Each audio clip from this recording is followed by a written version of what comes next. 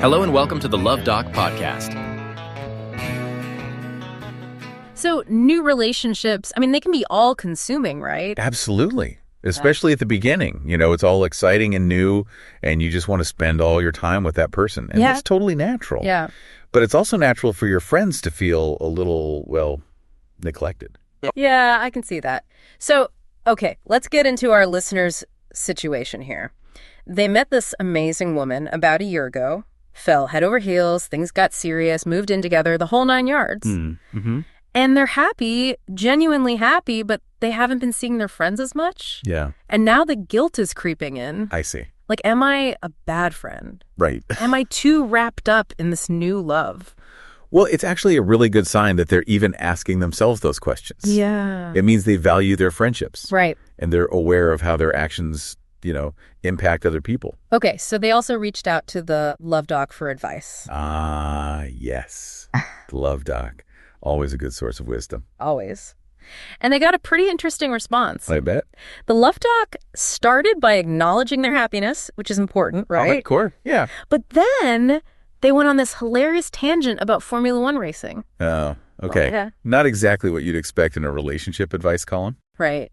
It was so unexpected, but I think they were trying to make a point about passion and focus, Like when you're really into something, you give it your all. And they even threw in this random bit of Texas history. The Luv Doc always does love those little historical tidbits. Yeah, they were talking about this town in Texas, Elroy, where they have that big Formula One racetrack. Circuit of the Americas. Yeah, that one. And apparently it used to be this barren piece of land that General Santa Anna gifted to one of his officers. Wow. But get this, the officer traded the land for a horse because it was so worthless. Oh, wow. That's a bad trade. Right. Anyway, I think the Luv Doc eventually circled back to the actual dilemma, but I loved that little detour. Me too. Always entertaining. But yeah, they eventually got back to the main point. Which was? Friendships, they take time, they take effort, but priorities shift, and that's okay. It is.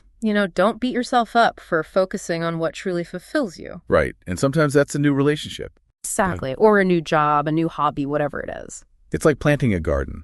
Oh, okay. You've got to give it attention, especially at the beginning. I like that. If you want it to thrive. So we're giving that new relationship the attention it needs. It's thriving. Yeah. But what about those friendships that we maybe haven't been watering as much? Right. The ones that might be feeling a little neglected.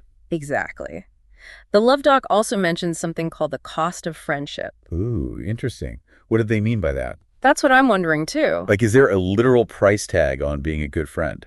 Yeah, I don't know. I guess we'll have to dive into that in the next part of our deep dive. Sounds good to me. All right, we'll be right back after a quick break.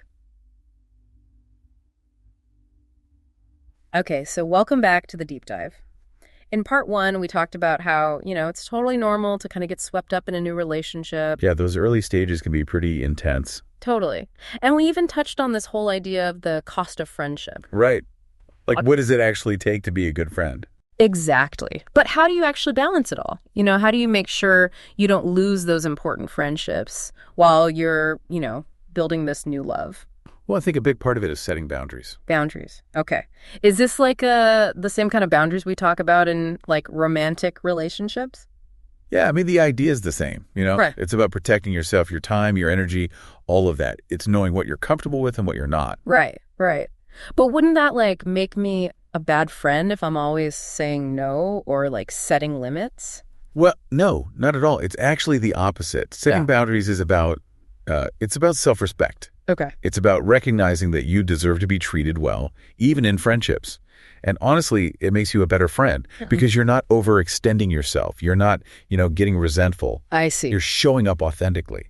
And that's what really matters in the long run. That makes a lot of sense. So how do I actually do it? Like, how do I set boundaries in friendships? Okay, so first things first, you got to get specific. Like, what actually bothers you? What makes you feel uncomfortable or drained in a friendship? Okay. Is it people canceling on you at the last minute? Is it someone always like dumping their problems on you but never asking how you're doing? Whatever it is, write it down. Okay, so I have my list. Now what? It feels kind of awkward to just like announce my boundaries to everyone. Like, hey, these are my rules. Deal with it. Right. No, it's not about, giving an ultimatum. It's about communication. Okay. So when one of those situations comes up, those things you wrote down, calmly tell your friend how it makes you feel. No. Like, instead of saying, you always do this, you could say, hey, when you cancel on me at the last minute, it makes me feel like, like our time together isn't important. So it's like focus on the behavior, not the person. Exactly. And remember, it's okay to say no. You don't need to over-explain yourself or apologize. You have the right to protect your energy and your time. But what if they get upset or defensive? Well, I mean, sometimes people will. But if someone consistently disrespects your boundaries after you've communicated them, that's a red flag. Okay. It might be time to reevaluate that friendship. Okay. Because healthy relationships, romantic or platonic, they're built on respect. Yeah, that's true.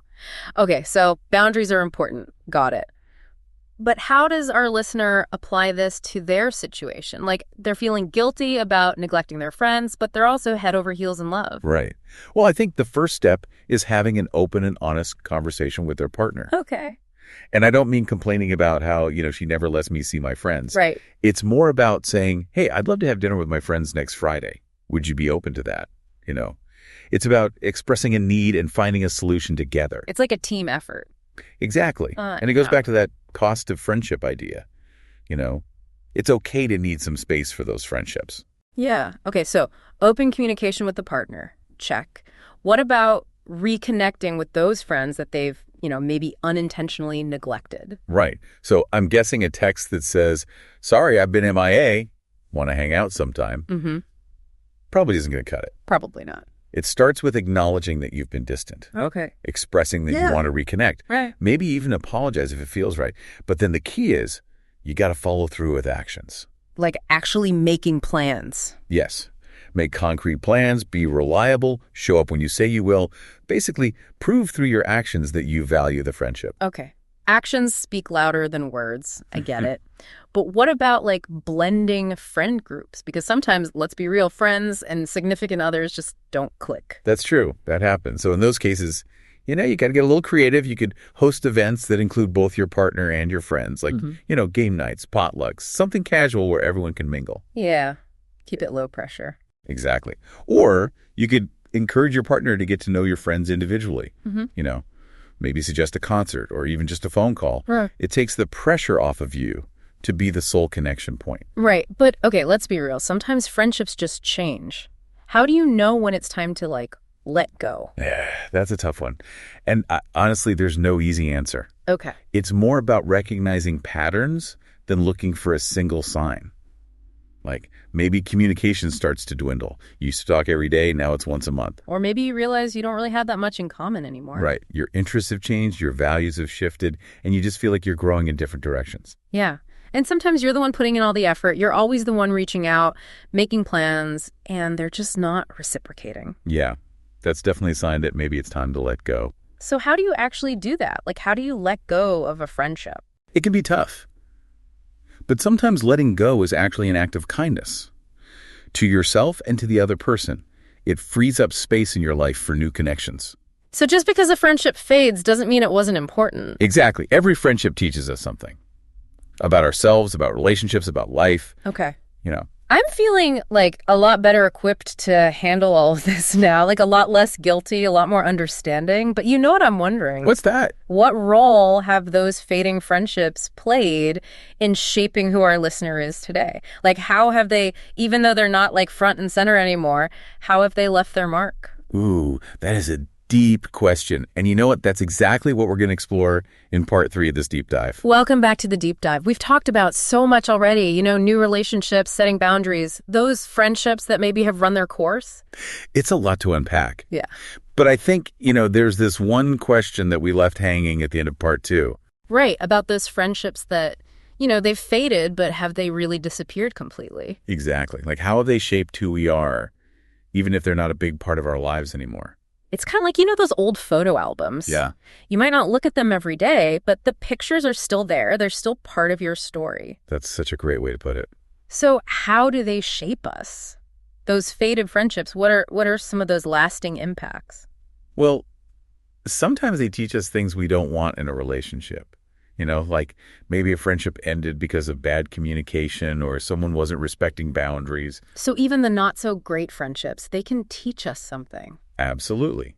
They can also help us figure out who we are, Like as we grow and change, some friendships stick and some just naturally fall away. It's part of the process. So it's like those friendships, they were stepping stones leading us to where we are now. Yeah, exactly. And I bet those faded friendships, they probably opened our eyes to new things too, like new hobbies or new ways of thinking about the world. Oh, for sure. It's amazing how those little moments, those shared experiences, they can really have a ripple effect. It is. So, okay, we get it. Friendships change, and that's okay. But how do we hang on to the good stuff, the good memories, even if those friendships aren't like a daily thing anymore?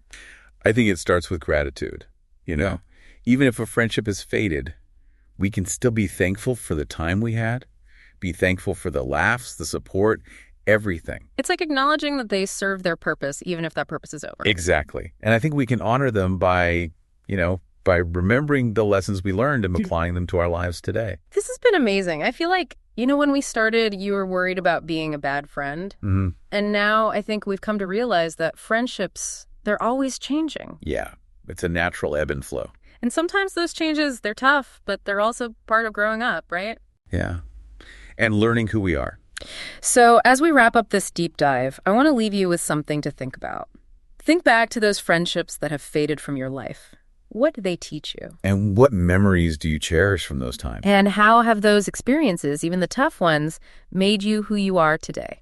Thanks for joining us for this deep dive into the world of love and friendship. And remember, every connection we make, even the ones that don't last forever, they can still have a really big impact on our lives. To read the column that spawned this podcast, go to austinchronicle.com/columns/the Luv Doc. There are probably worse things to do with your time, right?